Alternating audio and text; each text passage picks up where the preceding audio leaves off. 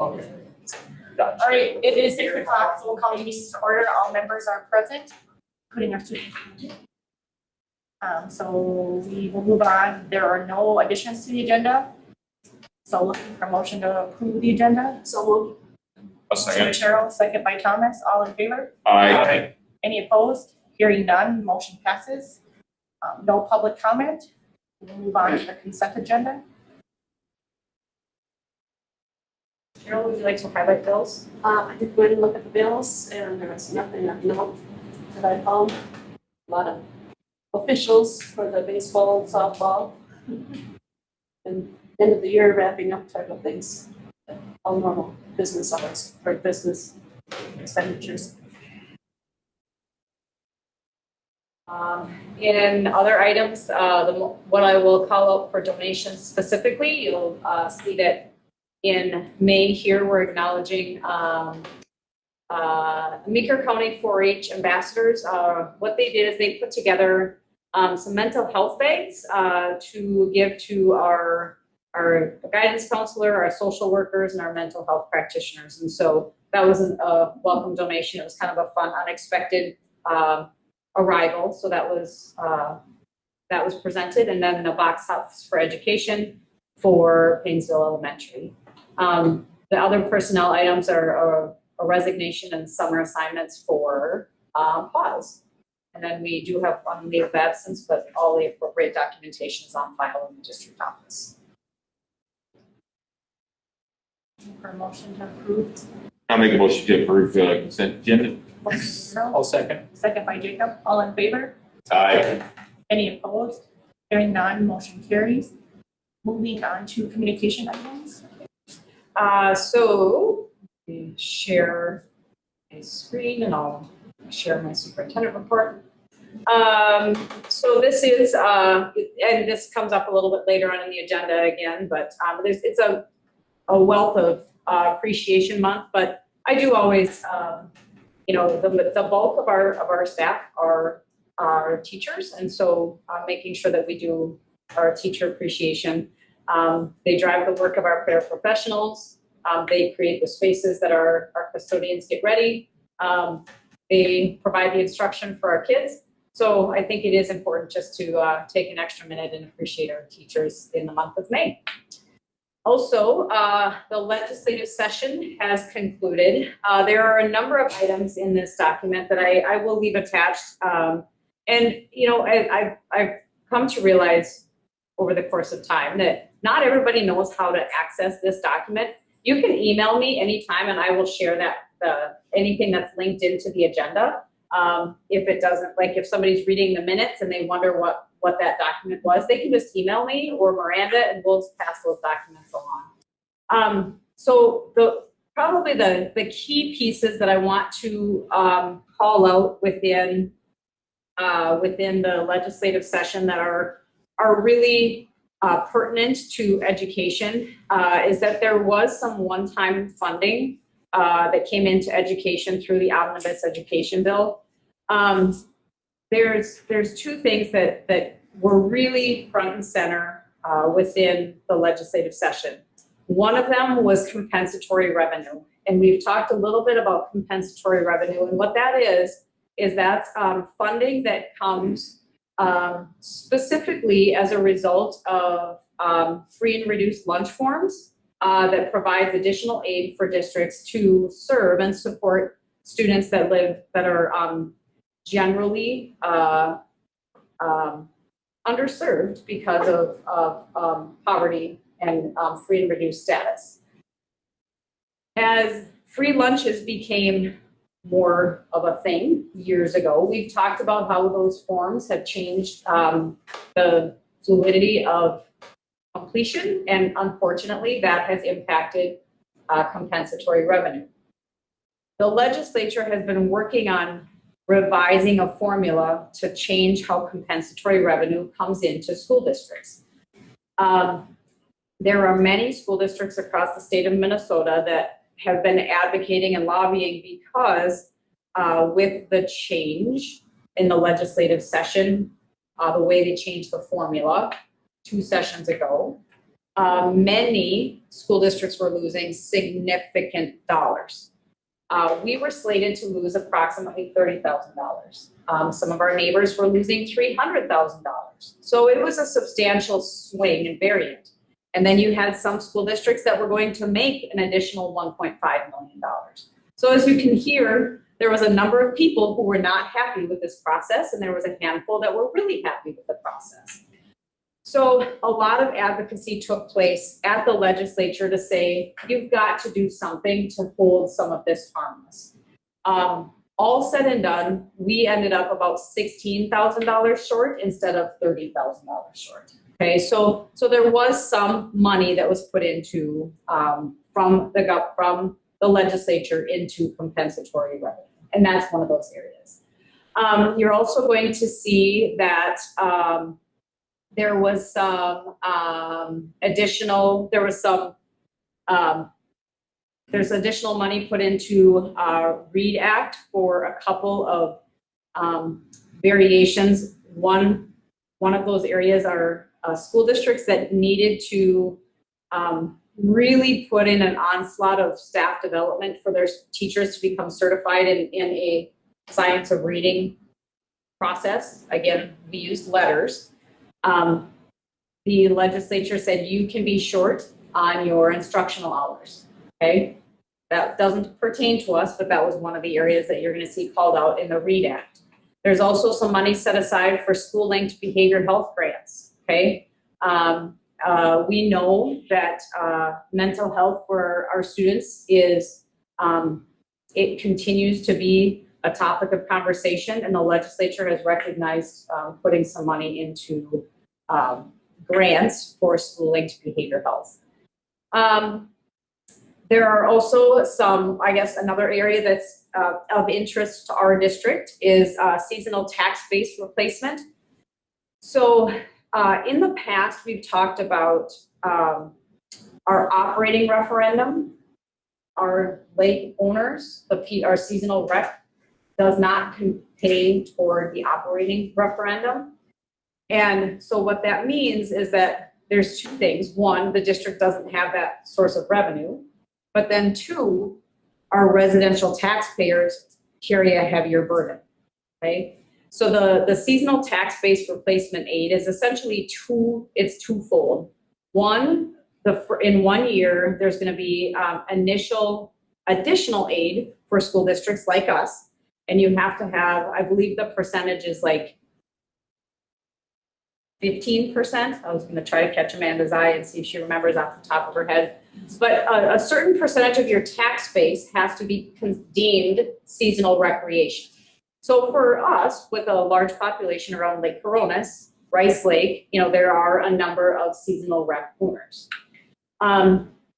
What is going to be of benefit for our community is that in the second year, we're going to see some tax relief, and we're working with Ellers to find out what that means for us directly.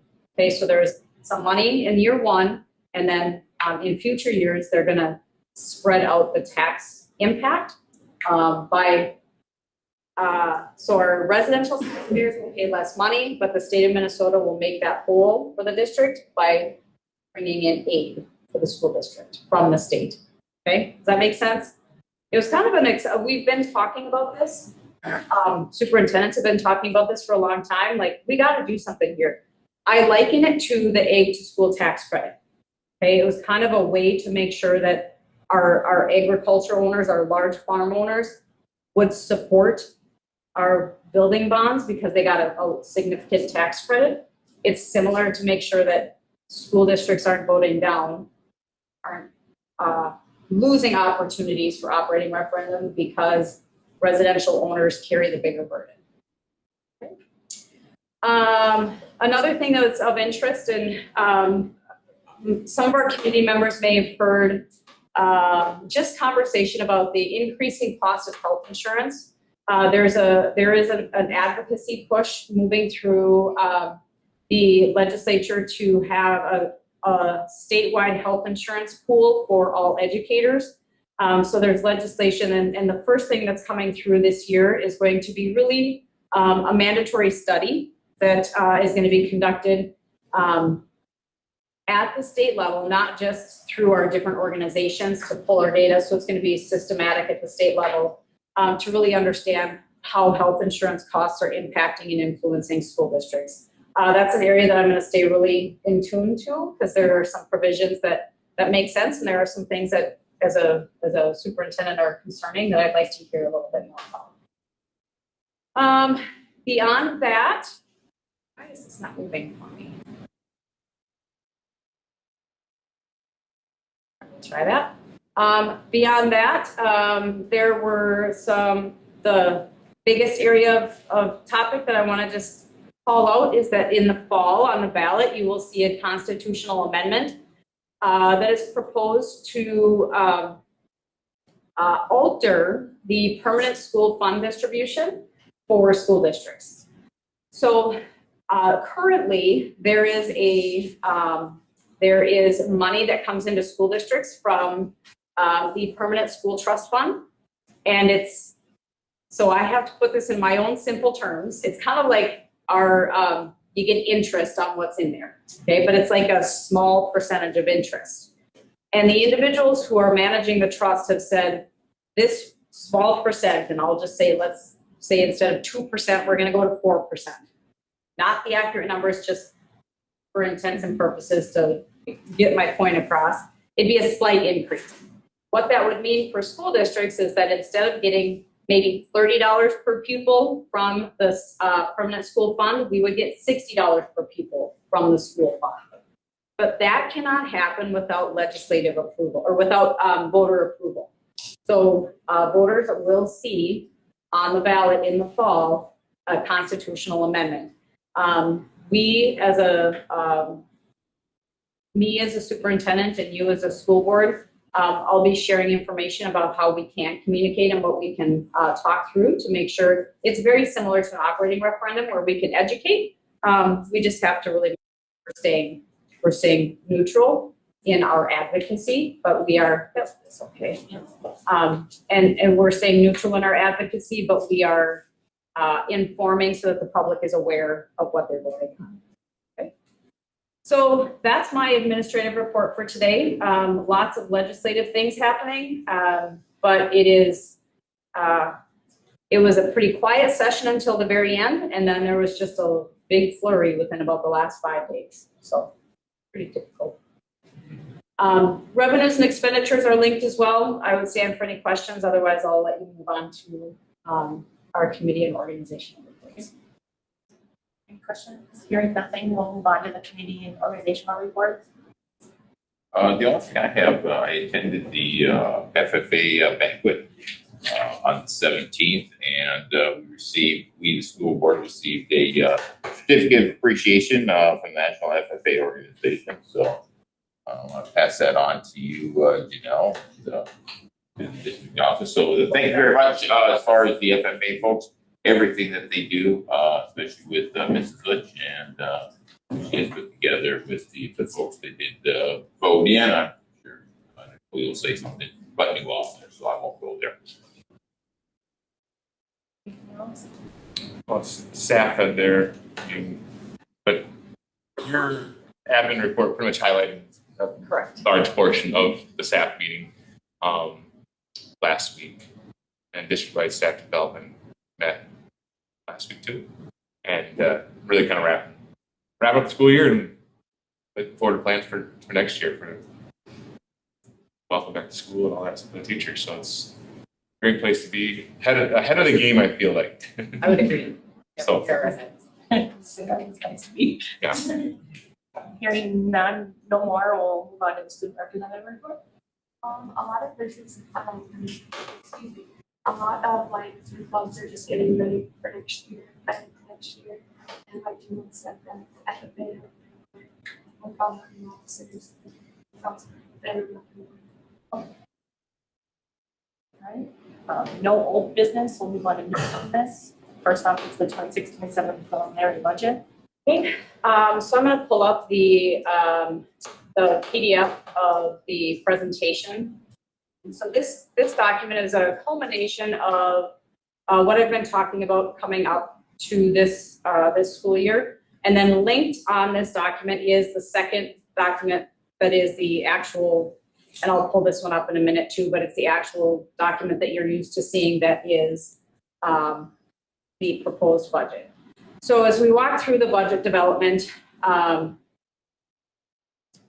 what you're gonna see is that our preliminary budget is based on 867 ADMs. That is using our 50 as a number for our kindergarten class.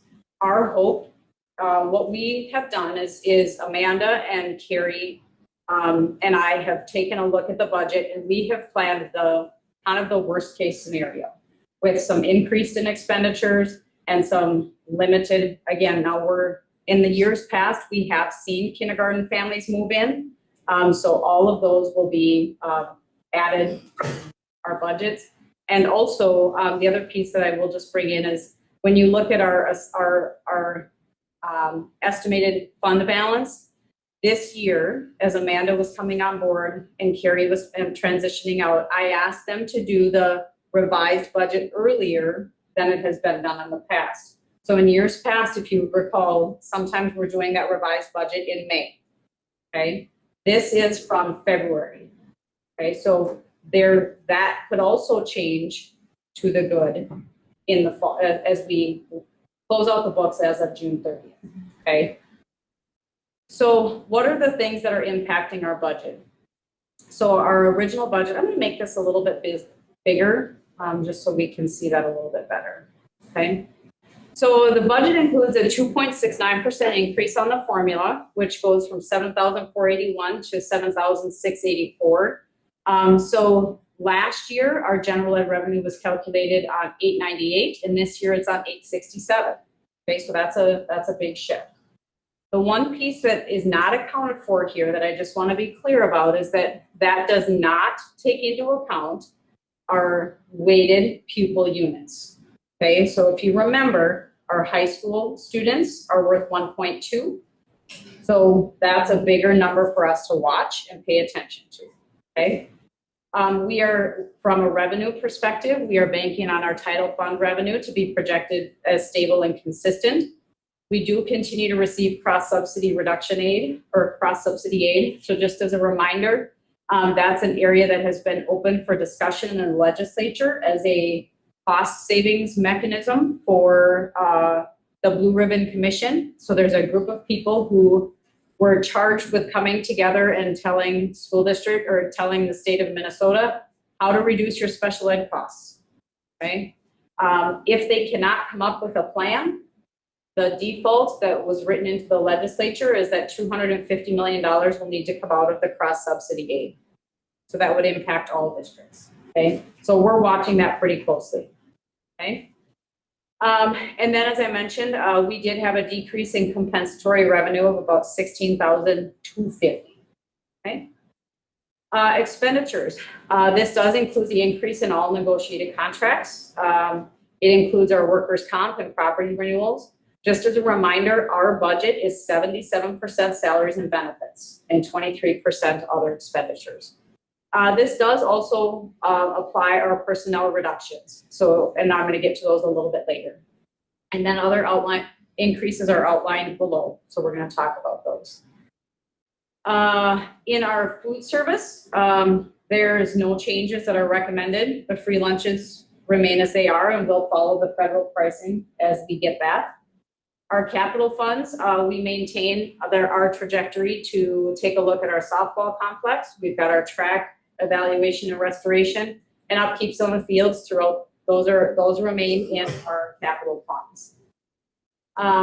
Ongoing building maintenance needs. We have, we've been budgeting for our ongoing building maintenance, and we've also been taking a look at our flooring processes. I know Ken has talked to you in the past about moving to sanding, doing polished concrete versus waxing and tiling or waxing over. And that continues to be a project that he's been working on. It will take time though, okay? Planning for our field projects, that was on from last year because that has not changed. From when we initially talked about the complexes, those costs have increased. as we pull together the facilities committee, one of the areas that we will be sharing is a phasing way to start making progress without waiting for all of the funding to be there. Because I think our community needs to see, we've been talking about it long enough. It's time to make some of those things happen, okay? Some variables and increases. So all of our units are settled.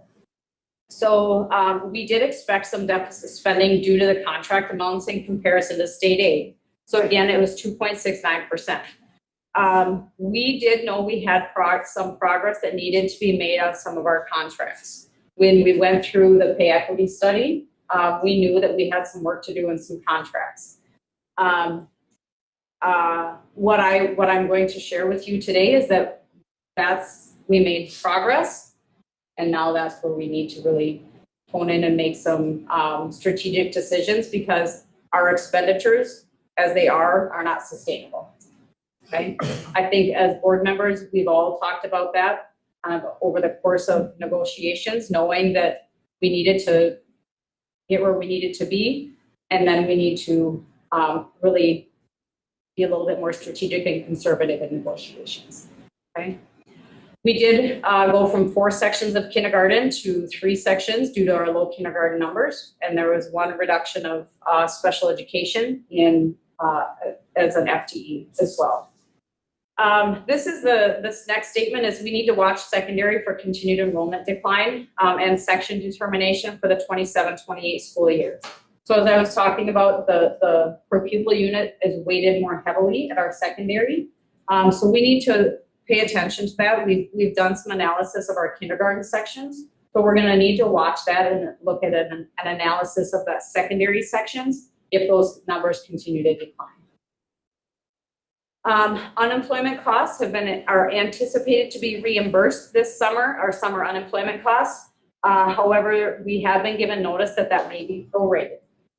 So we're taking that into account. So just as a reminder for people that aren't exactly familiar with what that means, is that if we had $100,000 available or in bills and there was only $80,000 left in the pot, everybody else's bills are gonna have to be reduced, or payments are going to be reduced to the 80,000, and we're going to have to come up with the extra 20 on our own.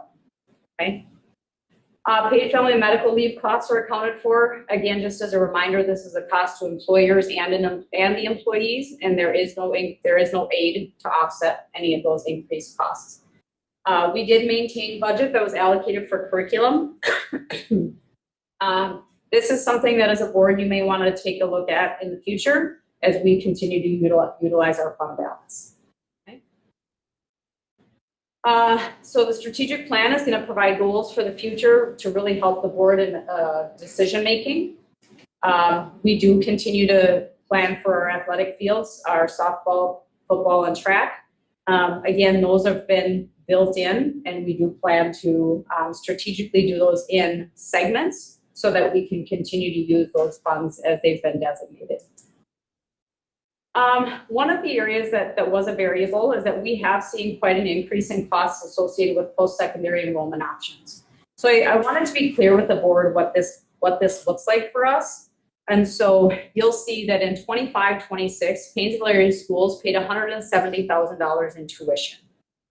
So you'll see Ridgewater, Fond du Lac, Brainerd Lakes Community College, Alec Tech, and Infinity Online are pretty substantial financial commitments.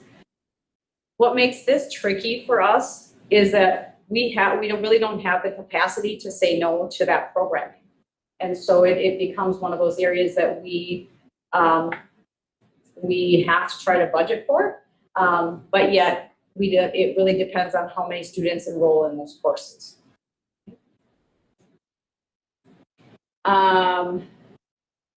So that, again, I just said this is not an area we can restrict due to current law. So some additional items that were in the budget, the West Central Education District has increased some expenditures. Our building leases, there was some increase to those. Salaries and benefits, just as we've had increase in salaries and benefits, they also had salary and benefits increase. their travel, and then the personnel support.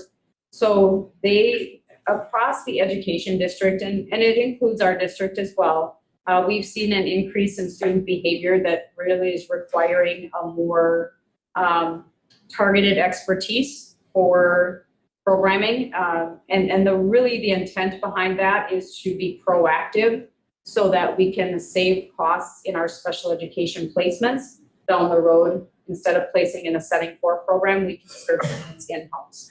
But the board certified behavior analyst, which is the acronym for that is BCBA. You may have heard that in the past and maybe not, but the West Central Ed has added an additional one of those. So those costs come into the school district as well.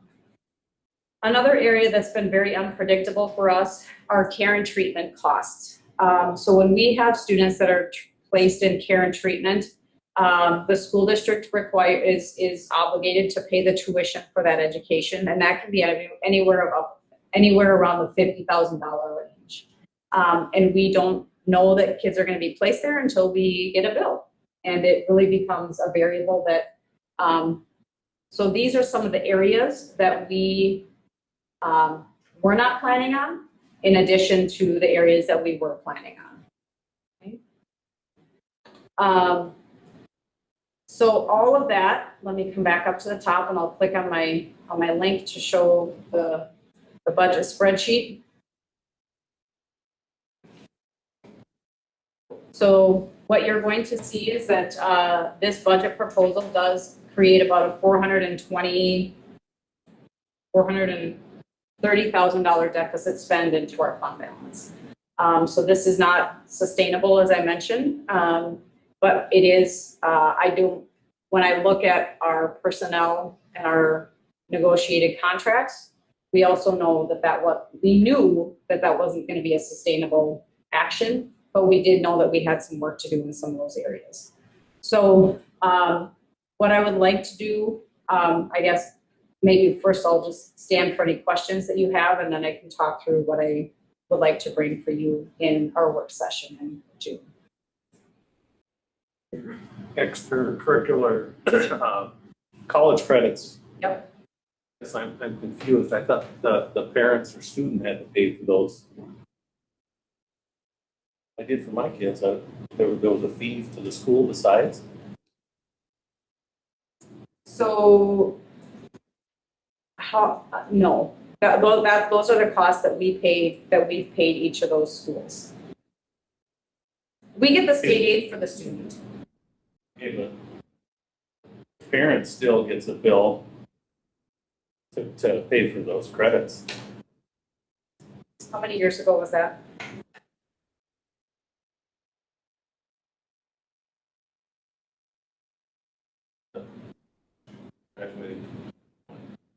Graduated when? 5 years ago. So when my kids came through, they did the same thing and I didn't pay a bill. And that was 4 years ago.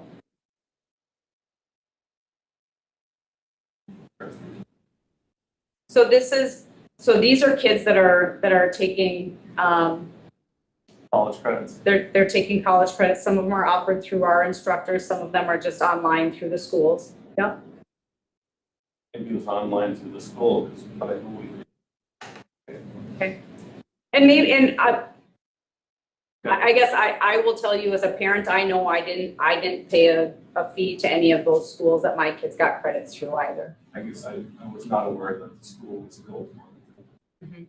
So I think when we were talking about legislative priorities, this was an area where we've as superintendents have been asking for a little revision to make sure that if students take those credits and they fail a class, for example, then there could be some reimbursement to the school district. Because currently, if they take a class, they fail it, the district pays the tuition, there's no cost to the parents. And so that's been an area of concern that we just talked through, that it really is an increased expenditure for school districts without having some skin in the game, so to speak. They don't worry about a few years. Maybe it'll change. Yeah. Like I said, I want it to change. I mean, and I don't want this to come across that I don't support this. I mean, again, for me, this was a great benefit for my kids. I've seen this is a strong priority that has come through our strategic planning conversation. I just want to be really transparent about the cost, because I do think that it is important to understand when you have that much money that's committed to a college, and then we're still having classes here, sometimes the same class. You know, we have students that might be taking a college course, and we offer that same course here in our school.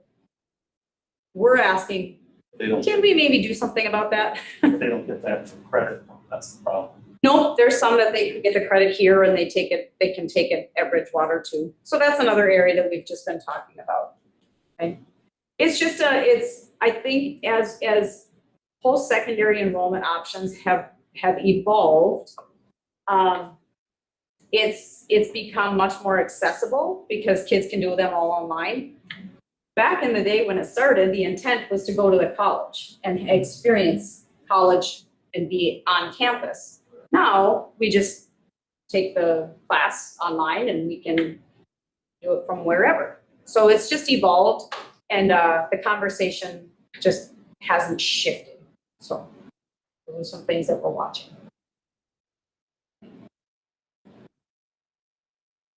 Questions? Well, my perspective is the loss of the students is a big deal. Yep. Really big. Big deal. And so you lost the students. What always has concerned me a little bit when I look at this process, we have a referendum, a 10-year referendum, and then we were broke when I got started. Yep. We were right on the bottom line. Yep. Then we managed to come up with $1.3 million, and then we decided as a board, okay, that's going to be our minimum amount, okay? Those are designed to flow over time. And I think what worries me when we get to a point like this is that we don't cut stuff for the kids on a basis that, because we're trying to keep it at whatever that top revenue was. Every cost everywhere, personally, everywhere else has gone up. Yeah. Let's not kid It is. ourselves. It's all Yeah. going up. The idea to that referendum is you pop the referendum in there and it goes up. But the plan is for it to work itself down Yeah. to start the next one. Now you get to those high points, well, now everybody wants a cut in the deal, right? It looks like a lot of extra money we have. But it's really not designed for that. It's designed for this flow down. We just have to be careful that we don't fall off the edge, And I that think it's a slow and gradual. So when did this last referendum pass? 22. Okay, so we are 4 years into it on a 10-year referendum. Yeah. And we're still holding from fairly decent balances there. Doesn't say that we're mismanaging here. No. It just says that's the flow. And sometimes you look at that and it's like, oh, man, we are really down because we're down 300,000 or 800,000 from 2 years ago. That's really how that's, not that I agree with the system. No, I but- understand. Because it's ridiculous as far as I'm concerned, but that's kind of how it's supposed to work. Always what worries me is we get to the point where cutting Programs. things that we Yep. can't cut for the kids.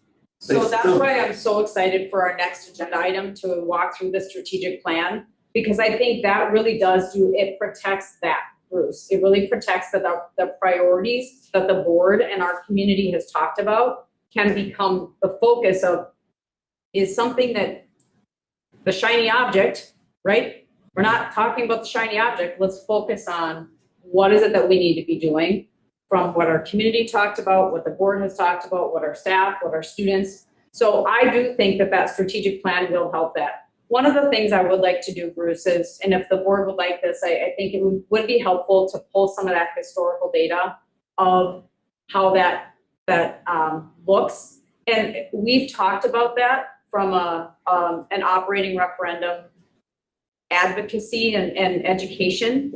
We talked about this is why the district needs this, because of that reason.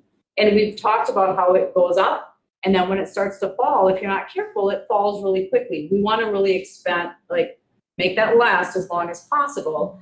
So when Amanda and I were looking at this information, what we talked about is that might be really helpful to bring forward at the June work session, is just some visuals and some kind of here's the trajectory, and then talk about how to kind of slow that decline. Well, the one I like are long-term forecasts. So, we take things that we had at one time, and I don't recall right now, our facilities are based on a 10-year plan. Yeah. We're looking forward, and amazing how well lots of stuff that we looked at got under control with that. This should be on a plan of knowing that we're gonna have some reduction in that, so we have an idea where it is, and then we as a board have to pick out when we go for that money again. And the public may not buy us holding back $1.3 million. The theory was that was month's operating costs, but One of the things I think that is also, and you hit the nail on the head, our enrollment, we need to figure out how are we gonna recruit students and bring students back in to our enrollment. And that is, because when you're losing students and you're having increased expenditures, it's twofold. So that's another area that we have to continue to have conversations around. That's that's the preliminary budget proposal. On to the strategic planning. All right, so I'm going to invite up Mr. McKittrick. Wade, if you want to come on up. Board members, in your folders, you have a copy of the strategic plan that was also linked into the agenda. Welcome. Thank you for being here. It was so exciting. I pulled into town, I pulled into the parking lot and saw all these cars out here, and I thought, man, people have heard about this plan. They're coming. Community engagement's right through the roof. You did drive around Then I and did see the baseball game. game. And it really, it took all my confidence from me. Yeah. And no pressure or anything, but the strategic plan's gonna solve everything. Sure, I like it. Okay, all right. I like it. So, well, number one, thanks for making time tonight. The plan that you've got in front of you, I hope you've had a chance to go through and review. And look, we're gonna walk through the plan and again, look back at process, because I think process is really, really important. As you've heard me say a handful of times already, process is important because where the information comes from matters. If you're gonna use it as your guiding governance document, then where the information comes from matters. Because in essence, you're then establishing a plan and utilizing a plan that your stakeholders have said, this is what's important, and this is what we want. And I think that's really powerful. So as we can I ask a question before we start? yes, As I'm always full of questions. The one thing I'm not seeing here is how this flows through time. What I see so far is a document that looks really good for today. Yep. Where are we 2 years down the road? Because that's what we tried to do with these, to try and have them move with us so that goal number one is in a process so easily change. You can keep the same format, because all of a sudden you have some emergency come up that's mega expensive, and then all the thing changes. so So, hold on to that thought. okay, I'll hold on to the thought. Follow with me through the plan and you'll see where that ends up. All right? So as we walk through, again, just that first page is the superintendent introduction into the plan. I'm not going to read things to you that you can read for yourself, but I want to stop and highlight on some areas that are important. But when, in the introduction, you see Janelle highlighting the five priority areas for your district, and those are bolded out. Next page, again, just to be able to share with people who's been involved with the creation of the plan, so that people know that This wasn't Janelle and her principal sitting off in a corner. This wasn't the school board going on a retreat and coming back and saying, we've got all the answers. It gives you a little bit of an overlook of who that planning committee was, the diversity in it, that you see parents, you see teachers, you see administrators, school board members, and working our way right through. Next page. Wait, can I just add one thing? Absolutely. The one piece I do think is really important is that 175 stakeholders that was on that first page. I thought that was really solid turnout from community engagement, from those focus groups, in addition to the staff. And so I think that was all the work that planning committee did came from those groups. So I thought that was really helpful. And that's really important to be able to share with people. If anybody's ever asking, where the heck did this come from? Well, it came from you. It came from representatives of our district. So, whether it's students, whether it's parents, business people, community members, staff, well represented. So how did the timeline look like as we're going through? You'll see again, I won't read the narrative. I'm going to stop on the process timeline, but the laying the groundwork, the community engagement, the collaborative planning down to finalization and adoption. I'll let you read through that, but we work our way from the 30,000 foot level down to boots on the ground. And as we all know, that worked in some of the smaller groups, sometimes that's really hard because we want to get to the boots on the ground first. It's what a lot of us are naturally wired to do. And my job was to keep pushing us back up in elevation until we were ready to hit the ground, to ensure that we know why we're doing things before we do them. So on the timeline page, the 25-26 process timeline, you remember back in November, we were in this room, and actually those two pictures on that page came from that date, so you'll always remember it. You'll always see my smiling face. Something to remember me by. But in November, we held the school board workshop where we went through, and if you remember, you created some values and some envisioned future. You went through that process of beginning to look at that big picture from the 30,000 foot look.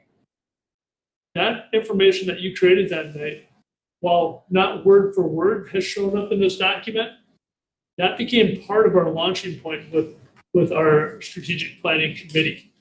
So we'll go there in just a minute. But fast forward then, there was a little over a month that there was that hiatus because we identified with Thanksgiving and Christmas season, probably not the best time to kick off the planning and focus group process. We might be hard pressed to get people at the table at that time. So we kicked off the focus groups in mid-January, and you see from January 19th through February 10th is when we met with that 175 people.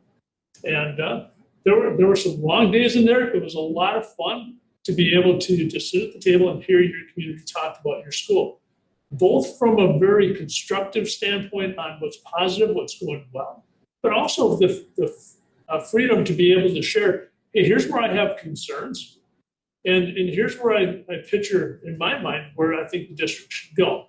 Because as we wandered through those 8 questions, we conducted a SWOT analysis. Right? We were looking for what strengths exist, what weaknesses exist, what opportunities there are out there, and what threats there are for the school district. So all that data made its way through the SWOT at that time. So on February 10th, then after meeting with you that evening and going through the 8 questions, from that point, then I took that and we began compiling it. I shared a couple pictures. I think, did Cindy send those to you? Yeah. I joked, I said, once I get into a strategic plan, my office just kind of becomes this newly wallpapered place that exists. And for, I can't tell you how long, it has had Paynesville data covering my entire walls from ceiling to floor. It's what I look at every day. So it's been kind of fun to stare into the eyes of the data that your folks have given it. But I took that data then And that's when we started looking at what are the themes that are coming out of that? What, in the areas of strengths, what are the themes that come out that are strengths that your community wants to make sure that you continue having as a strength? You know, what are those weakness areas that the community members are saying, hey, we think this is kind of important, and we really think you need to shore this up. And again, opportunities and threats. And we took that information, we put it into a format, then that we could bring to the 10-member strategic planning committee meeting. And at that meeting, this group was given the data up front. It was the focus group data, it was the survey data that was utilized from school perceptions, as well as just raw data on performance. And the first thing we did, and that was, we just spent time looking at data. We gave people a chance to look through that data packet and start jotting down, what aha moments do you have? You know, what are things that jumped out at you? What are you surprised at? That data was then used, and that grounded us in what we were going to be doing as a strategic planning committee, right? So with that planning committee that met on March 16th and 23rd, I think we met for like 8-9 hours. No, it just felt like it. You know, we met for a few hours each night, and then after we completed that work, and I'll point out which work that was, then that was handed to the administrative team to finish, to get it over the finish line. So we held an administrative retreat that began early in the morning with Janelle's egg bake. Was it egg bake? It was breakfast. We had breakfast. We had breakfast. That was a whole host of things. It was a lot. At 7 a.m., you have to have breakfast. Yeah. The team was much more lucky with Janelle than they have ever been with me. I never did that. Not once did I try to make breakfast. I would have food poisoned everybody. But so there we go. So we met for a long time on that day, and then we came back for a 1-hour session, 1.5-hour session, and just to wrap up the strategy component. That took us up to today. You know, from that administrative team meeting, then the plan was compiled, given to Janelle last week to get out to you to be able to take a look at, work through, to be able to comment on, and to let us know, are we in the right direction? And then we're able to do, so this is essentially the first reading, if you want to call it that, of the plan. Between now and your next board meeting is our opportunity for revisions in the plan is either the school board or the administrative team request. So Janelle has or is with your administrative team. Yes. So Janelle is going to be meeting with the administrative team to walk through everything to make sure that as you read through the goals and strategies, that one is clear, but two, it's implemented. You don't want anything that you can't implement. And are they difference making? And then that's brought back on June 23rd for your official adoption of your plan. All right, that's the quick overview. So, along with everything else you have to do in June. Yes, sir. So where did we start? With that strategic planning team, the very first question that we had to answer was why does the school exist? What is the purpose for the school? You want to talk starting at a 30,000 foot level, there it is. Because if you don't have clarity on why you exist, you can never accomplish what you're supposed to accomplish. And when it boiled down to it, this was a long discussion, by the way. This purpose part, this took some time. And it was great to hear the depth of conversation in it. But when we boiled it down to what is the reason for the school to exist, it was simply to prepare and equip students to contribute to something greater. In the end, just that big overarching, that's why we exist. We're preparing kids to contribute to something great. And from that, then we continued on. Well, if we're going to accomplish that, then what's going to guide our behavior? What's going to guide our work? And that's where you get your core values. The core values become your non-negotiables in your district. So this is how you do things. This is how we act. This is how we behave. This is how we work. These are the things that when you hire based on them. And when you fire based on them. They're the things when you're making curriculum decisions, they drive what you're doing.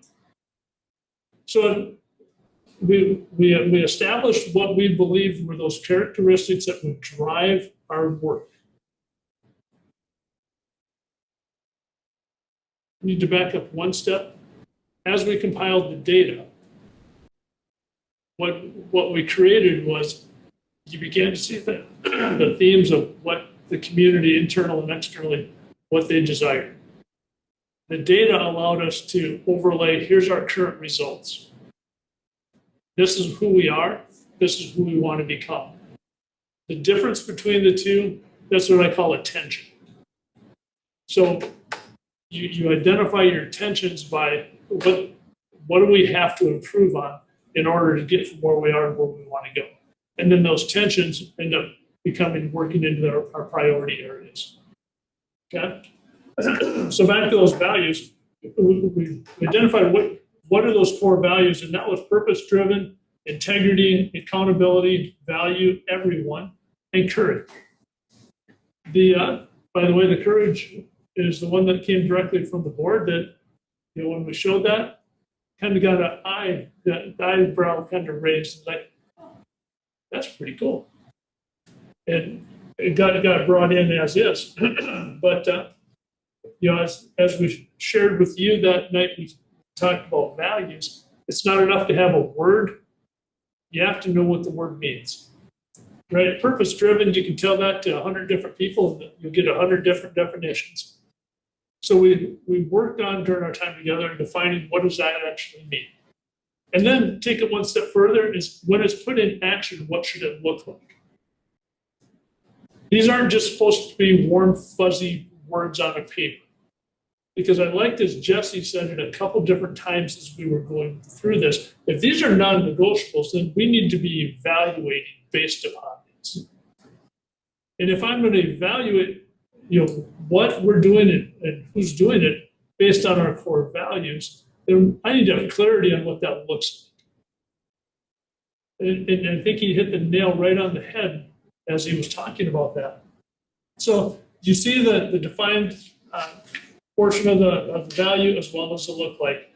I love the very first one, purpose-driven. That looks like we set clear goals, we align our actions, we connect our daily work to the bigger picture, and we stay focused on what matters. Everything Janelle was just talking about with budget is defined in purpose-driven. Every dollar you spend, if you're a strategic planning purist, every dollar you spend falls into your strategic plan someplace. And if you can't find it in there, maybe we shouldn't be doing it because we might be chasing a shiny object. So that's the values. And then we took the step into the envision future, which you guys worked on as well. We created that envision future. And I love reading these to people. I'm not going to do it tonight because of time. But again, I would encourage you, just even if you have Janelle do it for you, to take some time, shut your eyes, and listen without any sensory overload at all. Just listen to that envisioned future and see what comes into your mind, because that is what you're trying to create. And this was a compilation of taking the data, the desires of the internal, external stakeholders, and trying to put it into words. This is what people want you to create. From that, then we went back and created our vision statement. What we're trying to accomplish, we envision a school where every student is known, valued, and prepared to contribute to something greater, where purpose drives our work, integrity guides our action, courage shapes our decision, accountability produces results, and our community is proud of our school. And then from that, you kind of grab the tagline that I believe you'll start seeing more of, is preparing students for something greater. All right?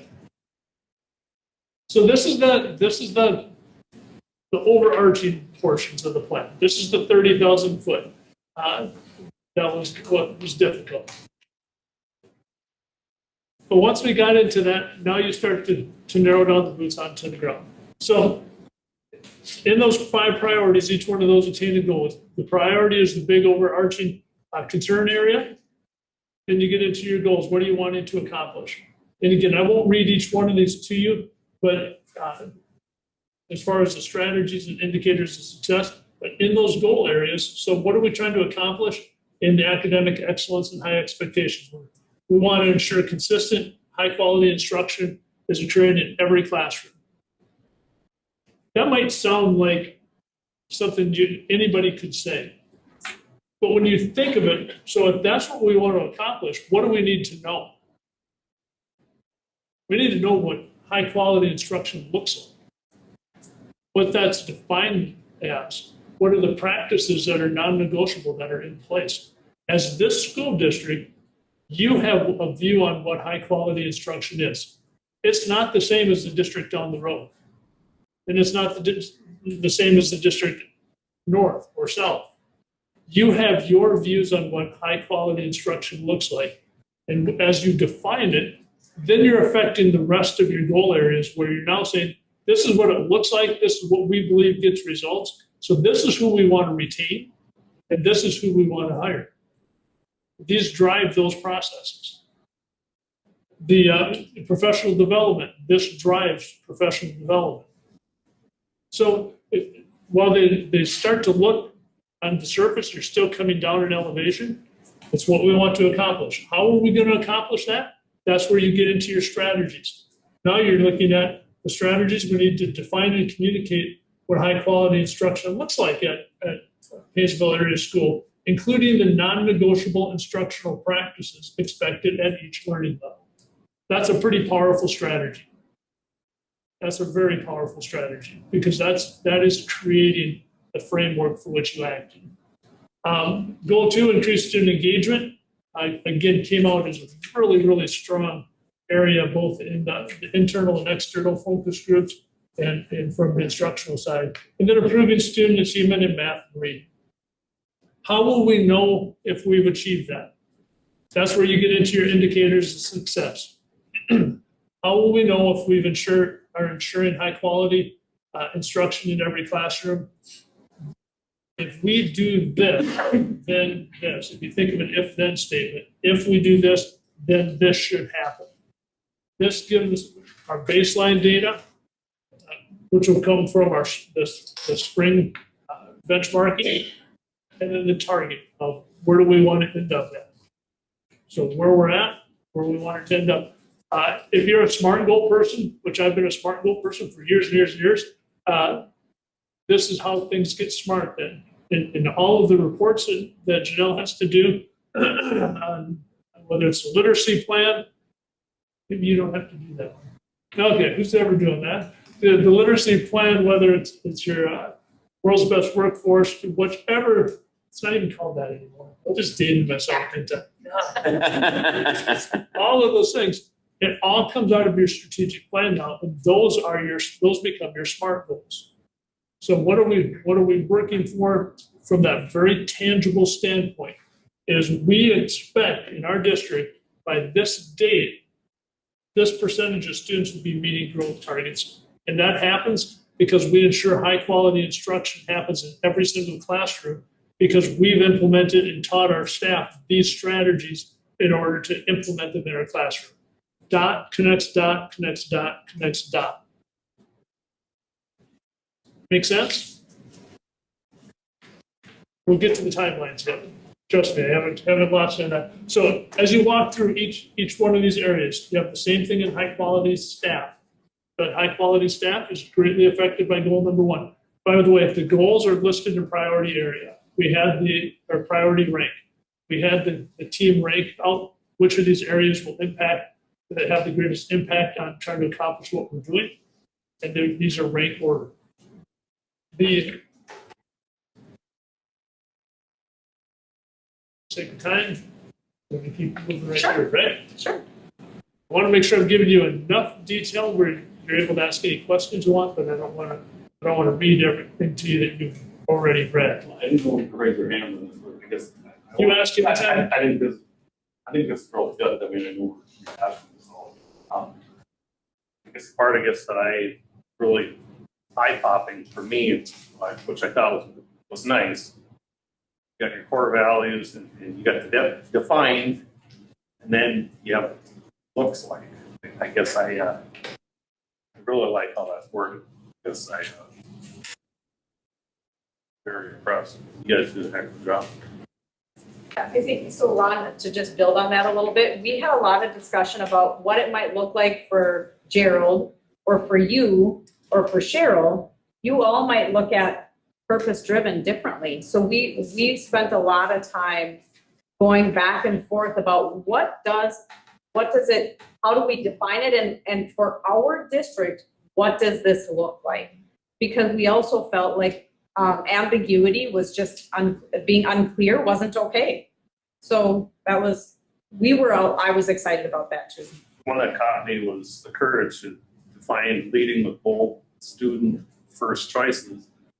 And you got looks like, and I guess I kind of call that common English. We make hard calls, name real problems, try new ideas, and change course when results fall short. Yeah. So we're always willing to change, I guess is what I like. But that's all. I wanted to say something earlier, but you know, And it does. you're on a roll there. It's about the continuous improvement cycle. With that courage, we've got to be willing to change. We can't keep doing things just because we've done them this way. If we're 6 months in and we're getting crappy results, boy, don't wait another 3 months for the year to be done before we change courses. And this, I'd love to say that I'm just this master wordsmith. I just take the words that the team was saying and put it in the paper, and everybody gets to see how smart of people you have in the district. So it's fun to be able to do that. So on high quality staff, I think it's important to really note in goal number 4, there is very specific wording there. Recruit and retain high quality staff. It doesn't say recruit and retain staff. It says high quality staff. And there's a big difference between those two phrases. So determining what high quality is, what the high quality practices are, and it's important for staff to hear this as well, is that if you're not high quality according to our definition, it doesn't make you a bad person. It doesn't make you a bad employee. It means in this district, based on our values, based upon our practices, you don't fit that definition. But you might fit it really well down the road that someplace that has a different focus. It's just like the girl I dated in high school. She's a great girl. I'm sure she's married to somebody and is an awesome wife and mother. But she didn't, that wasn't my world. It didn't make her a bad person because she kicked me to the curb. I was waiting for the punchline. I was waiting. Wait, no animosity there. I got it, yeah. No, same thing is true with employees. It doesn't make them bad people, and it always has to be looked at that way, because it just wasn't the right time or place or fit. And we shouldn't be working so hard on narrative. We shouldn't be working so hard to retain people that aren't high quality and aren't getting the results simply because we don't have employees. And that's a frustration that everybody in the administration has, is sometimes we get caught between that rock and a hard place. So we have to have people in place, but our goal is to have high quality people in place. So then it turns to if they're not there yet, can we get them there? And if we're going to get them there, then we're jumping into our professional growth goal. Number 2 is how do we work with people to get them to that? And if they show the willingness to be able to do that and to put that work in and do the deal, then we can turn them into high quality staff. And that's part of your internal growth plan. So I love priority number 2. I love that whole process that was created, because it's really foundational in getting everybody to a common vision, mission, and values. And starting there, because once you have your foundation in place and you have buy-in across the system on this is where we're going and this is how we do it, once that buy-in is there, the other things are easy. The how-tos, they can be implemented relatively easily if everybody's rowing in the same direction. So the team worked really hard on that one. Priority 3, that important piece for the community, especially is that culture of belonging and accountability. Internally, we want to improve consistency in attendance, behavior, and accountability. That's not just students, by the way. If we look down into indicators of success, it's also staff. We want to make sure that, if we're expecting our kids to show up, we're expecting our staff to show up. So if we're concerned about chronic absenteeism rate amongst our students, we should be concerned about chronic absenteeism with our staff. And if we're catching that data, then that would suggest that if you're in a chronic absentee rate, you're probably not fitting into that high quality instruction model. And therefore, you're not in alignment with our values. Therefore, you can't work in our district. And I heard BBE, no, I was just talking to Josie. So I jumped into that. But how do we accomplish that? We improve that consistency. We strengthen communication. We build culture. So those are the goal areas that we want to hit in. Then we move to priority 4. There's 3 goals within that. Operational stewardship. How do we make sure that our operations, anywhere from our policy and procedures to our systems, our HVAC units, our facilities planning, how does that all fit within that? So you want to establish efficient and reliable systems that support district operations so that when we're talking about potential deficit spending, we can do it full well knowing that we put in efficient processes in each of these areas. And we don't see it any more efficient ways to do that and still get high results. So, really establishing those, and those help from a financial standpoint as well as an effectiveness standpoint. Implement clear and consistent evaluation systems that drive accountability and growth in people. And then the last one, increasing student enrollment, which is, to Janelle's point, what she just said earlier, was really the only way to stabilize funding. You can run every operating referendum you want, but in the end, the only thing that stabilizes financial situations is stable enrollment or growing enrollment. So that becomes a really important goal within your system, within your plan. Because all this other stuff you're doing works towards that big piece of increasing student enrollment because you're just so darn awesome that everybody wants to be there. And then career college and life readiness. We want all kids to have that post-high school plan. We want them to experience real world and career connectedness learning opportunities for all students. That was a big one, by the way, that came from community. Is, hey, use us. Bring us, use us as resources. We're willing to come and help. Not just write checks, but actually show up, which I thought was super cool. And then strengthen student skills and critical thinking and problem solving. So how do we do that? Again, you go back into the strategies and you see those strategies that are in place. Indicators of success measure the progress that you're making towards that. So you can't eat, to go back to Seinfeld. How many of you remember Seinfeld? Okay, a few of us. Sorry, it's going to go over a couple of your heads. Back to Seinfeld, you can't eat the whole matzo ball at once, right? You just can't. So that goes into that next page. And then what are the year 1 strategic plan priorities? This goes into timeline now. So when are you doing what? You lay out your year 1 strategic outline. And how did we accomplish that? It wasn't just sitting at a table and saying, who thinks number 1 is the most important? Okay? That's not how it was done. We went through and the administrative team then went into each one of the goals and they completed a priority matrix. And not necessarily knowing what the end product was going to look like, but went in and was able to rank order things on what do you see the impact of this goal being? What do you see our readiness in being implemented as being? Which turns into an urgency score and a capacity score and a priority score. So the urgency, you have impact, readiness, urgency, and then if we take for a capacity score, this is a world according to weight and statistics, right? Capacity equals impact times readiness. So impact times readiness divided by the maximum possibility. And then the priority score is the impact times urgency divided by total potential. And they each tell us a little bit different story. So as the team went through, they looked at, as far as this goal goes, what is the impact this will have on us accomplishing our vision? What impact will this have moving us forward? And so there was an impact score. Then the next one was readiness.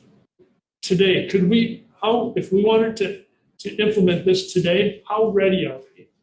Is this going to take a ton of work to where it's going to take a year of planning before we can ever get into it? Or could we just throw this thing in tomorrow and bam, we can do it effectively? And then priority, based on everything you see, what do you feel has the highest priority of moving us towards our vision?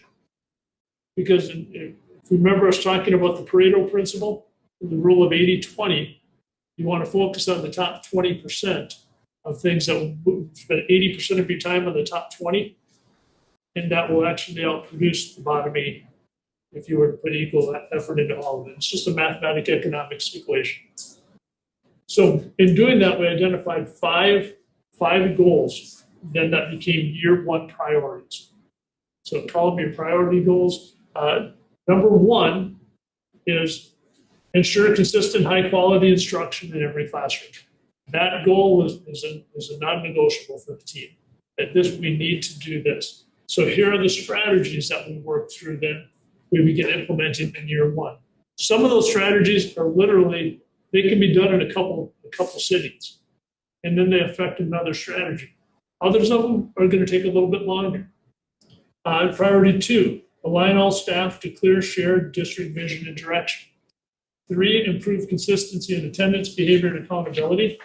Those are the 3 goals. To make sure that that wording works for you, I want to make sure there's absolute clarity. Those are the 3 goals that strategies have been put in place for. So this is what will drive as Janelle works with the administrative team and puts in implementation plans for this year. These are the strategies that we're looking at. Goal 4 and 5, so priority 1, goal 2, and priority 1, goal 3. Those will be directly impacted based upon the work that's done in number 1, number 2, number 3. So no additional strategies are focused on in year 1 for those 2 goals, but they will be directly impacted by the work we're doing. That's how closely tied together they are. Does that make sense? Okay. So that's year 1. As we work through year 1, then you begin to look at what are year 1, what are year 2 and 3 projected, and what's the 3-5 projected. So when you go down our matrix, there are definite looks at what are our year 2 and year 3, which is increased ownership and accountability. It is to recruit and retain high quality staff, to build culture where all feel valued, connected, sense of belonging, and to expand real world and career connected learning opportunities, and strengthening social skills and critical thinking and problem solving. Those fall into that 2 to 3, but those can adjust based on year 1. What impact did year 1 have on the things that we've identified as year 2 and 3? That's where that flexibility exists that I think you're talking about. Is what if we get into this and we find out, oh man, we really don't need to implement another strategy here. Our math scores, based on what we did with tier 1 instruction, our math scores are just taking a rocket right now. So we're not going to mess with that just because on a sheet of paper it says we have this strategy we think will affect that. What we did here had high impact and high intention. So at the end of each year, we're looking at that data to determine, okay, are we continuing on with how we have things mapped out for the priorities and those goals, or do we need to adjust? That's the continuous improvement cycle. I've seen lots of strategic plans where every year was mapped out and when it's created. And I always looked at it and said, that doesn't make sense to my head. That doesn't resonate in my brain. Because if we're going to continually improve and we're going to continually look at our data and let that drive what our results are, then we have to be flexible in analyzing that every year. So that's what we've created. And once we're affirmed that these indicators of success are exactly on, then Janelle gets a data scorecard handed over to her, which has all of our indicators and our progress monitoring on it, so that we have our benchmark where we're at. It has our target, and you're able to see the progress that you're making as you go across the scorecard. Very simple visual. I typically recommend to districts put that scorecard right out there for the whole world to see. Because you're good, you're bad, you're ugly, doesn't matter. It's just data. It is where we're at. But if it's in the red, if we're really not doing well in that area, the public is really forgiving on red if they know you have a plan in place to address it. If it's out there and it's an area of deficiency, you have no plan and no acknowledgement of it, there's little forgiveness. Then there's just judgment. When this does get approved, then this will go all, this will be like on our website. So, Even a mailer of some sort, or is that? no, I think so. No, well, I mean, I think we can figure out, so if you look at I'm gonna jump forward real quick to the last page. There's kind of a one-pager. Yeah. That's a summary of essentially all of this. This would be easy to send out, I'll go and see. but this is the important work. Correct. Yeah. It's condensed, I mean, I know it's simple, it's down to one page, but this one, it's written out, we did a job explaining. It's good. So I'm not skipping over, because one of the components of this is about how we brand, market, and promote our district, because we need to be increasing our student enrollment. And how do we do that? By telling our story about this is who we are and what we do. So that's one of the things and perhaps that might be part of the discussion, is how are we going to get this plan into the hands of all of our community members? How are we going to, and we can talk through that, because I think that's one of the areas that many of us have acknowledged some of our surrounding communities that have done it very well. They've marketed themselves, you know exactly when you see it, who it is and what they are. And I think those are things, Ron, that we can do better, and that's one of our goals. That's one of the areas, and I think we continue to have conversation around what's the best way that we feel comfortable doing that. Because I think your point's really valid. This should be a living, breathing, like active document that people know, they know what it's all about. You're on the home stretch. Yeah. And I apologize, in your packet, I think the last page came up, did it come out a little fuzzy? Yeah. Mine comes out crystal clear. Yours is a little fuzzy. It has everything to do with that. In your plan, I put it in as a JPEG and stretched it. Oh. It didn't maintain its clarity. Yeah. So in the final document, you'll have the clarity. And our green is gonna be different, by the way. When we talked about our green, we're like, This is not Kelly Green. this is not Kelly Green. It's the minor details, right? Yeah, exactly. Yeah. So I think I gotta agree, Ron saying, I like just the document, I like the meaning, the words, the thought process behind the whole document. My just hesitations is this last, 2 pages, the year 1 strategic plans, the year, 2 through 3, 4 through 5.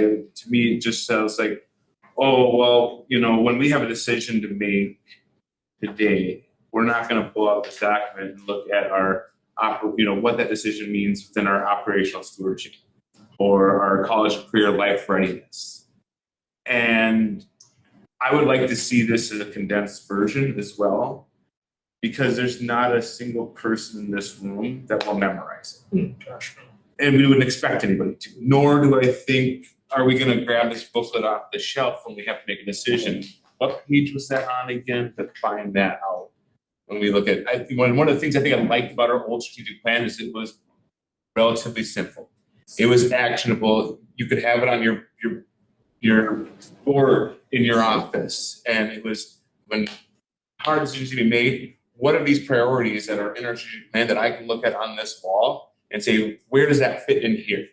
Not, let me get this document. That's just my opinion. And then, I get the understanding of the need for kind of like a year-to-year plan as we look at and think about what this all means for our district, but operational stewardship, college and life readiness is happening today, not happening years 4 through 5. But according to this, I know it's not necessarily intended that way, but as I read this, if I'm a community member reading this, if I'm this, that, like that's the way that looks to me. It's like, oh, we're just gonna hold off on these priorities until this point. No, those are priorities today just as well as anything else. So I get the roadmap idea with it all. I just don't know that I like the fit of it in here. And I don't know that Cassie's grabbing this book off her desk and she's gotta make a hard decision to look through which of these and how does it fit, and of those inside the indicator success, how am I gonna make that affect my indicator success in those key moments? So that's just my opinion. So if you were to see the goal, your priorities and your goals listed out, under each one of those Yep. goals, would that help you? Yeah, I think if it was, again, I don't think this document should go anywhere. I think all the words in the document are very important and key to success to have in everybody's possession. But if we can find a simplified version for that purpose of when we're making decisions, that it's like, this is what I'm looking at today. Yeah. So I'm gonna liken that to the spreadsheet that I've shared with the board. Yeah.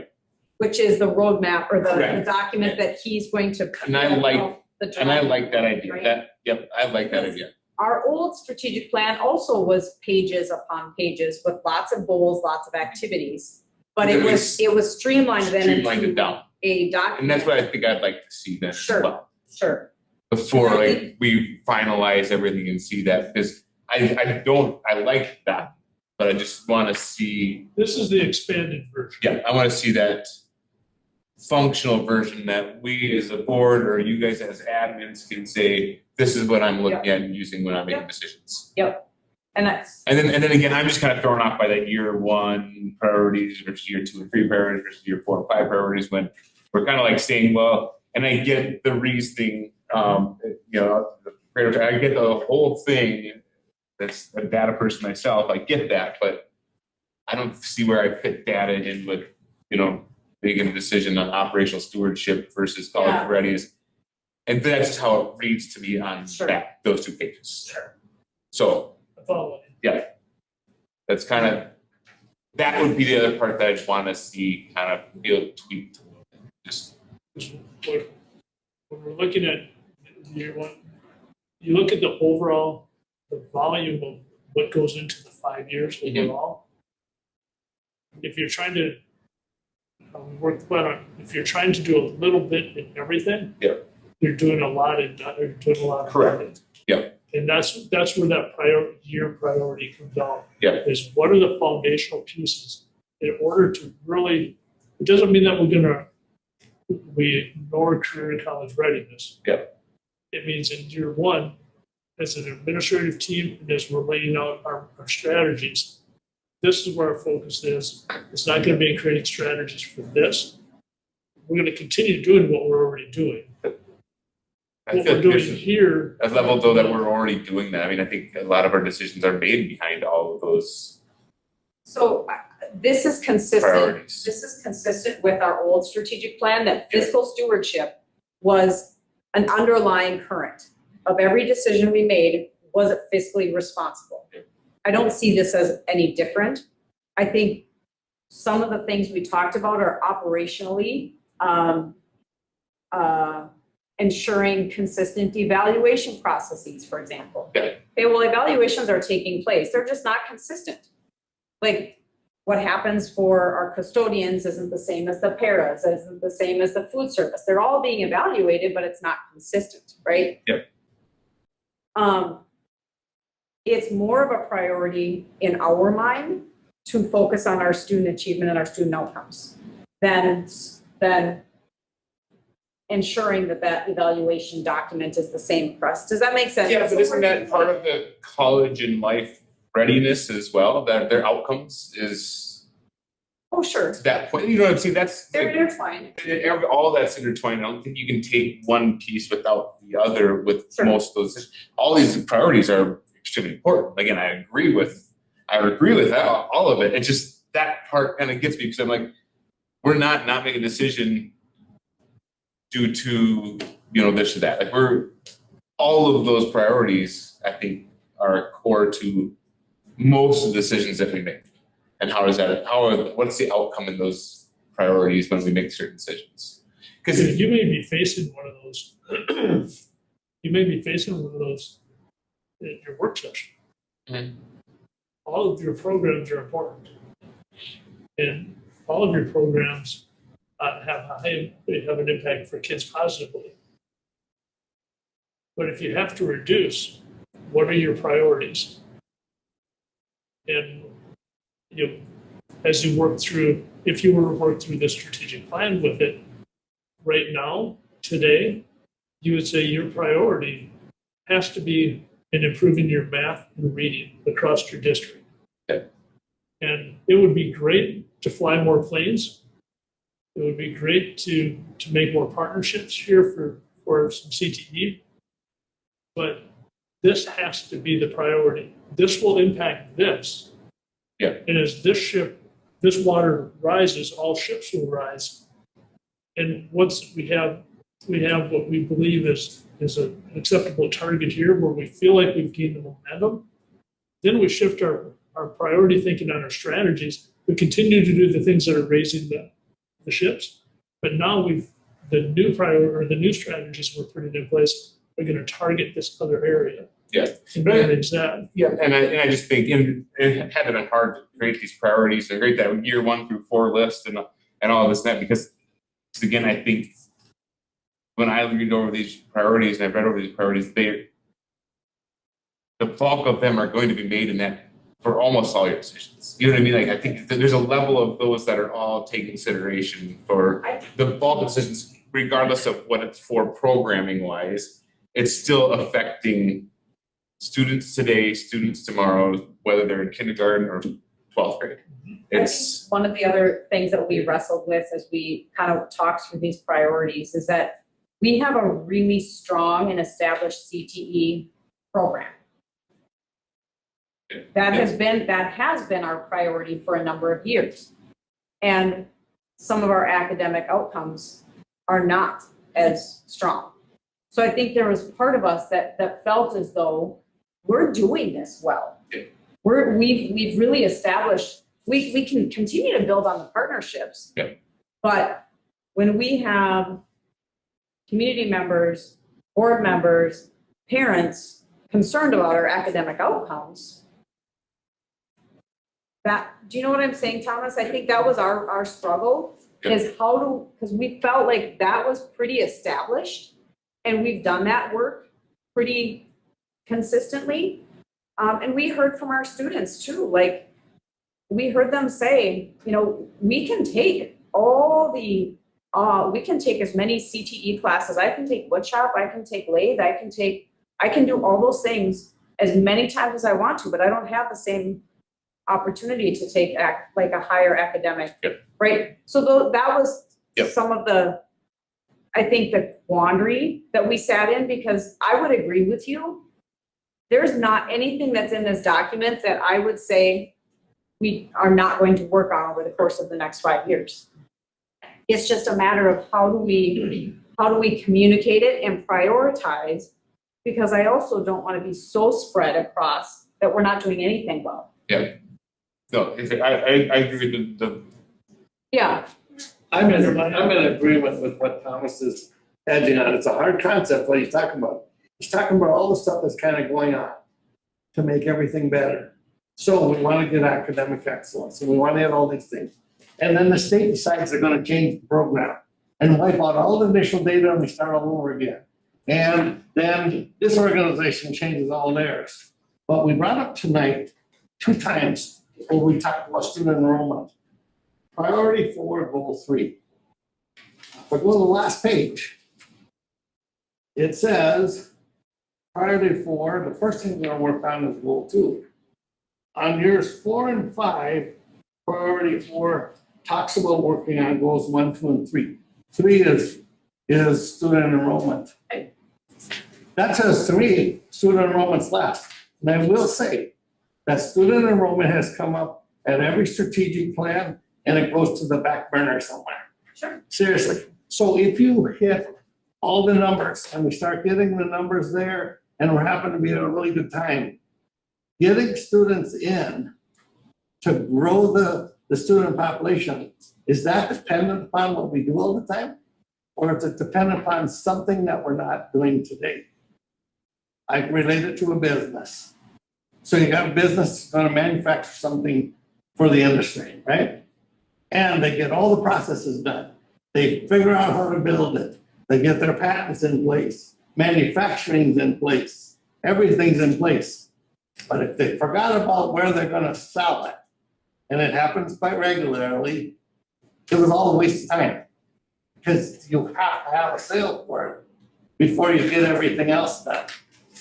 I'm saying that the priority of population growth in our numbers of students is more of a priority balanced, not necessarily holding till you achieve a whole bunch of baseline information. I know And what the you're way saying. this reads, it went from priority 4, number 3, went to year 4, the next one. To me, if I'm sitting at home and I read this, we are not going to worry about student population for 4 years. And Thomas is, I looked at it a little differently, but he's saying the same thing. What we're saying is, yeah, you can have all this great stuff. And we would probably get an A on this in some class. We're not talking about a class. We are talking about how we direct the students and how we achieve the goals. And if we have all this going on and we start hitting all the numbers and we lose another 30 students and then we lose more students, well, all this doesn't really make a whole lot of difference. It's no different than somebody that's got a whole company developed and all their sales are done. We gotta somehow And I the think rest of it. the one piece that I hear what I do hear what you're saying, and I'm not disagreeing. What I want you to also think about is that there's a reason that students have not been coming here. And what is that reason? And so what we're taking a look at are some of the priorities that we have for high expectations and excellence for students. If parents are given a choice and they're seeing what our outcomes are, and we've talked about that at the board table in previous years, does it make sense to say, come back here when we haven't addressed the issues that might have caused them to leave in the first place, right? So I feel like they all go hand in hand. Around this, they have many times, I haven't looked at it for a year or so, as many kids going out as they do coming in, and we're all kind of similar. We have to get ourselves in a position to step away from what is happening everywhere. And how do we do that? Sometimes people go to a place to shop just because the people in there are so nice and so comfortable to work with that a lot of the rest doesn't make any difference. I don't know what it is. I don't have an answer for it. I just know it ain't gonna happen here because we're not gonna look at it till year 4. See, According to priority 4, number 3, it doesn't come up in the end. Bruce, I disagree with you, because you're taking a look at that thing through black and white. And I'm not saying that that's not a wrong way of looking at things, but you're locking yourself in and saying that this is the way it has to be because it says it right here. So I'm saying that it has to be double front. You can do all your stuff, but you still have to keep the basis in mind to grow the population. And that's what all of this stuff in here, 'cause you have to remember, the stakeholders in here, we heard from the community, this is what we see as far as a priority. The people that put that together as far as these priorities are the ones that are gonna have to try to implement that here as far as administration. We heard from Wayne, and he said many, many times, you know, as far as change management side of things. This isn't saying, although they put placeholders in, that's not saying that stuff can't move left or it can't move right. What it's saying is that you first have to have the core stuff done before you start taking a look at all of these other priorities. And I agree, we need to get more students in here, but if you're still failing in math and reading, there's no sense bringing students in here. And that's why those things are the priorities first, because that's what our stakeholders told us that they are very concerned with. Stakeholders being the people in the community.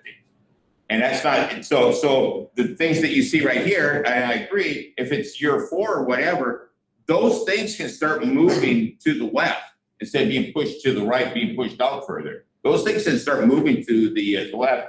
Wayne even brought up a good example. If you saw that the math scores all of a sudden are just jumping, you know, and maintaining that, then why aren't we then moving that? But we don't know that yet. We have to first get into that year 1 priority. And I think that's the biggest thing as far as us as a board, even the community and our administration, is to understand that the way that we start this is what we have right here. Check and adjust. Is this working for us? Versus saying, I don't like any of this because we're looking at a goal, or I think that this is First the off, priority. nobody My said goal we is don't moving. like anything there. Okay, That was not part of the discussion at all. yep, And so that was not in it. I'm just saying, there's more than just one priority we have to be looking at here. And this tells me that we're not looking at student population.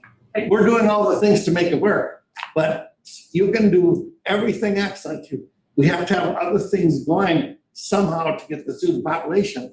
And if we're gonna wait till everything is perfect, I'm gonna go back to the state, changing the MTAs and wiping out the previous data. Are you ever actually gonna get there? We're always going to be moving forward. That's a system that may not change. But nobody's saying that anything in here is invalid. I can see it all. But I think it zeroes us in to just getting all the base work done and not looking at the picture of bringing people in. I would caution you not to look at it linear. Because that's kind of what I hear you saying, is you're looking at it linear. That you do step 1 before you get to step 2. I think it's just that last 2 pages, that's how it reads. I see. Yeah. Where they're actually, everything spirals around itself. That's what I was wondering. Yeah, it seems like some disagreement some people might have here. Maybe instead of putting year 2, 3, year 4, 5, which are kind of arbitrary, what if we put immediate, future, and unknown? Because some of these things we're just gonna be kind of working out and out. Yeah. Some are gonna be later, and some we're going to be immediately doing. So rather than just putting arbitrary years, it's like phrase arbitrary amount. Second to last page, I think, is what's where you talk about year 1 priority.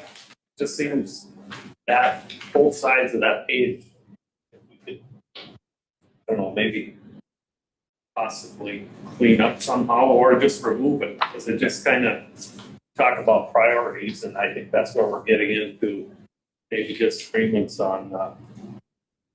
And everybody's got good points. I mean, I know we need students and whatnot, but I realize, I think it's human nature. I got my priorities. Gerald's got his priority. There is no document that's gonna satisfy everybody's priority. But it's a, you know, saying we should take one priority over another. I don't understand why we're doing that, because they're all interconnected. If we don't have quality staff, we're not gonna improve our math scores. If we don't improve our math scores with quality staff, we're not going to get more kids coming in.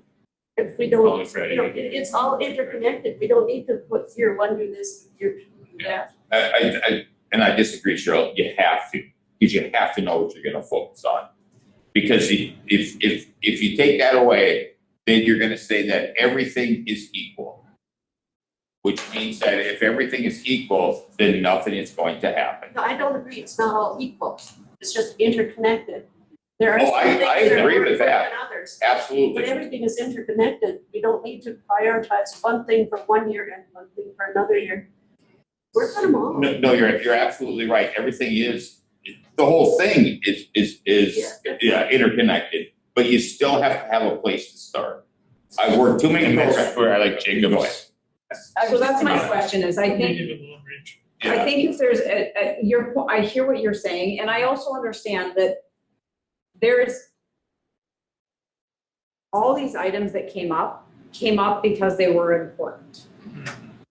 And the way that many of the, like on that last page, goal 1, 2, and 3, they are going to be impacting priorities 1 through 5. I think, can we charge Wade with taking our feedback and redeveloping a little bit so that it can be more of a, it is not a sequential first step, second step, third step, because they do all interconnect and they all matter. Yes. Okay. That just simplifies the mistakes. Well, and then, so then what we can do is, I can also make sure, so this will, we can put this on the work session in June, so that we can have another set of eyes on it. I like that in a way that I know just working with you or, sort of going through this, you'll figure out what it's gonna look like. I just really caution everybody, we have to know where we're gonna start. So part of what I think is important from my perspective is there is a lot in here.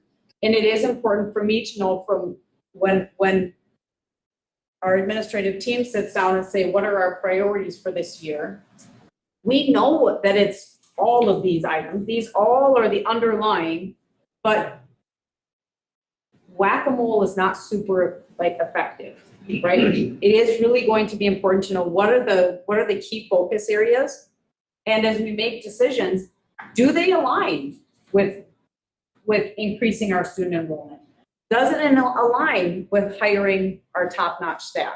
Does it align with increasing our student outcomes, right? All of those things are going to be ongoing conversations, but when you think about what we focus on in our professional development, what we focus on as we, I guess, promote our school, how do I make sure that I'm doing what the board wants? And that's what I think that's part of what is important, is to know what are your priorities, even though the whole thing matters. It's just what's the top focus areas. I have one more question. The scorecard. Explain the scorecard again. The scorecard is your indicators of success. So all those areas that. So you would put in there what percentage we accomplished, how many students had changed, where everybody's hitting all their numbers in a fashion that you could score it. Can we see what a scorecard looks like? Yeah, That'd be absolutely. interesting. Yeah, he mentioned it. I think give us kind of a scorecard, for myself, I'd love to see this just kind of like A visual. a visually, shorter documents.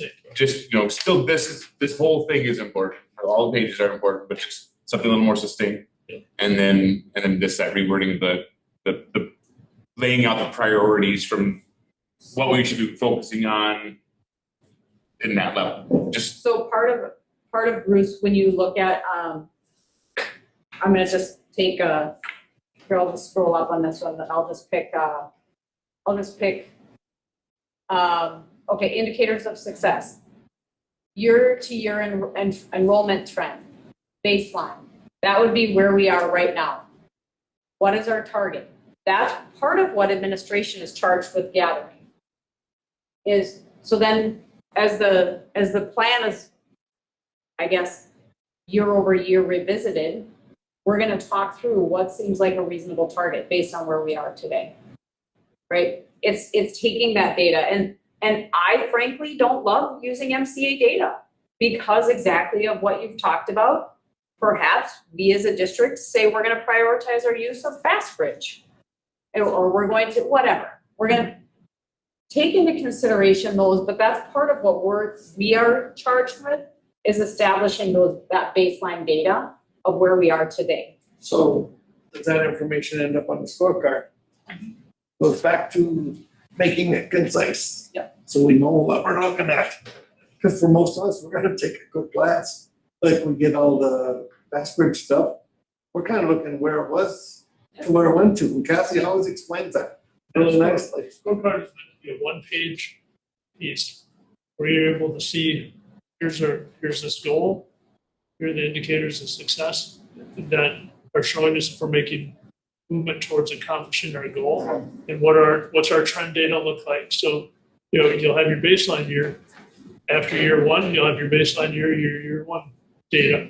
It just keeps building out over the course of the 5 years. So you're seeing the data trends, not just 1 year snippets. So the next time we meet, you'll have an example of a scorecard. Oh, I can send you an example of a scorecard tomorrow. So that'll be known. Then my next question is that public record for other schools? Oh, yeah. So then, because ours would be public, then we would be able to have access to other schools that use your same. Absolutely. To see how we kind of compare. Yeah. But it is. No scorecard is the same. Yeah. Their district's plan is the same. Yeah. But that scorecard, I mean, if we do this, when we do this, is public record, right? Oh, yeah. So, I think this is something that can become a standing agenda item on a board meeting. Well, yeah.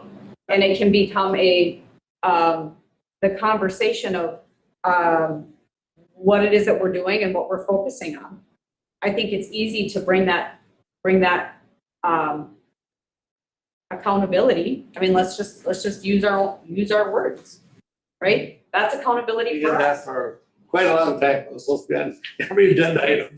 But it's kind of the same as one day it's here, and then 3 years later, it's sitting on some shelf over there with dust on it. And our idea was to be looking at it all the time, so it didn't get the dust. I think when Bruce and I came on, the strategic plan was a 600-page, 800-pound book that sat somewhere in the district office. Yes, We never saw it. with dust on it. Yep, But this 8-10 pages, I don't feel is this is more concise. it's very concise, and it doesn't take long for some pages. I don't feel like it has to be shortened up more and more. Now, this is understandable. Yes. That thick isn't. So what I hear, just want to make sure I got the work direction. Basically, I'm hearing you say you don't like the word priority. I don't know that I don't like the word, that it don't, I think priority is fine.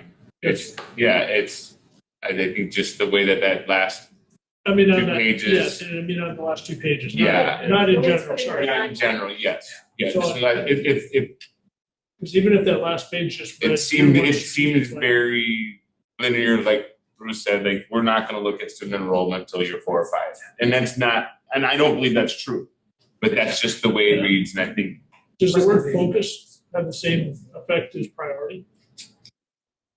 to me, let's say that again, wait, I'm sorry, Focus focus area, instead of priority, yeah. I Focus area number 1. think so. I would say that's, I think that could be. priority's fine too, in my opinion. Yeah, right.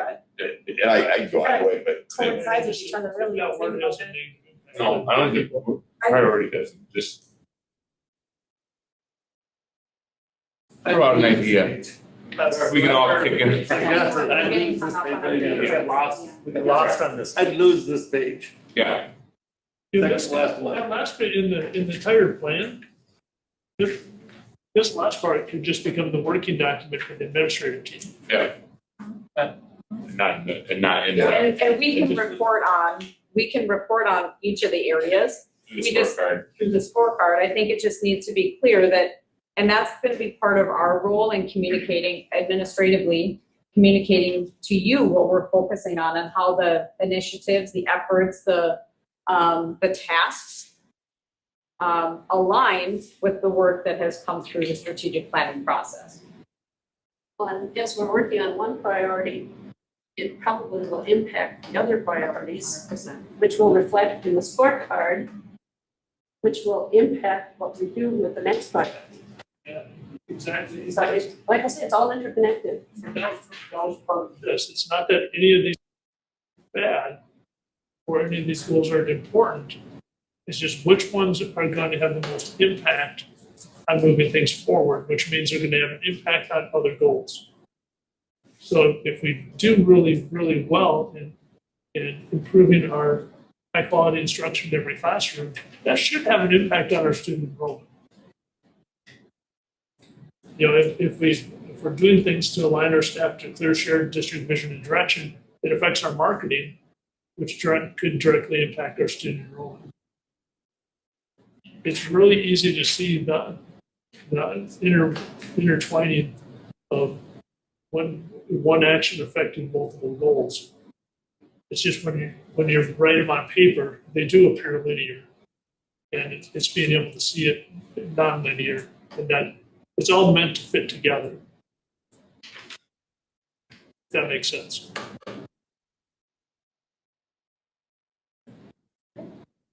Thank you. That's great feedback. Because in the end, I just want to reiterate, in the end, this is your plan. It's not my plan. And it's going to be something you're comfortable implementing. And my job is to make your desires come out on paper. So I appreciate the honest feedback. Thank you. Thank you. Yeah. With that, we will move on to the next item, the Minnesota State High School League resolution. Every year, districts have to walk through the resolution process for membership. You will all be receiving the video that we need to watch. It's the same one that we've seen year over year, that you all have seen year over year. But this is a required resolution to be part of the State High School League. And what this is saying is that we agree to follow the bylaws, the rules, the procedures of the Minnesota State High School. It is a resolution, so. Let's introduce the resolution for adoption of the 2026-2027 resolution for membership in the Minnesota State High School League. Thomas, I'll second. second by Cheryl. Is it a roll call? It is. Roll call. Aye. Cheryl? Aye. Jacob? Aye. Rachel? Aye. Thomas? Aye. Cheryl? Aye. All in favor? Motion carries. Yep. Sorry. My brain's fried too. Okay. 2 hours. Okay. Next item, resolution establishing filing period for affidavits of candidacy. All right, so we are at the time of the year where we have to set the filing dates for school board election. This is the resolution that has been prepared for us as it has been in the past. You will see that the dates that are established are, oh goodness, I'm gonna have to pull up the resolution. I'm gonna just look at my paper here. Resolution are July 14th to July 28th. So there are 4 board positions available. If anybody is interested and has questions about running for the school board or has questions about what that looks like, happy to answer any questions. I think in years past, the chair has kind of fielded some of those questions as well. But this is the formal resolution to establish those dates for filings for candidacy. For a motion. I make a motion, a resolution establishing dates for filing evidence of candidacy. Motion by Thomas, I'll second. second by Jacob. Is there no roll call on this one? No, there should be a roll call Okay. because it's a resolution. Aye. Cheryl? Aye. Jacob? Aye. Rachel? Aye. Thomas? Aye. Cheryl? Aye. Aye. No opposed, motion carries. Moving on to the employee appreciation information. So as I mentioned earlier, May is a month of many moments of appreciation. We had our food service workers who were recognized on, it was the National Lunch Hero Day on May 1st. We have our Principals Day also on May 1st. Our Teacher Appreciation, which is a week of May 4th through the 8th. And the National School Nurse Day on May 6th. So just a special thank you. Our school does not function without all of our people. And I can tell you, as soon as you have a chunk of time without one of them, you notice real quickly that they care. So thank you and a note of appreciation for all of those employees. Okay, moving on to the upcoming meeting schedule. The one piece I do want to call out is that our work session is June 16th. As a reminder, I needed to be gone the week before, so thank you again for your flexibility to move that to the 16th. And then that'll be followed by the following week with the business meeting on the 23rd. District-wide staff, that moved to, that was canceled. That one got canceled? Okay, thank you. It's like, I feel like I got an email on that the last Friday, and said, I see it on there. Yeah, just wanted to verify that my calendar's not wrong. I think it probably was on my calendar until I declined it, and then it got canceled. Okay. So, There are no other comments, looking for a motion to adjourn. Motion by Ron, I'll second. Go ahead, Jacob. second by Jacob, all in favor? Aye. Any opposed? Hearing none, motion carries, we are adjourned.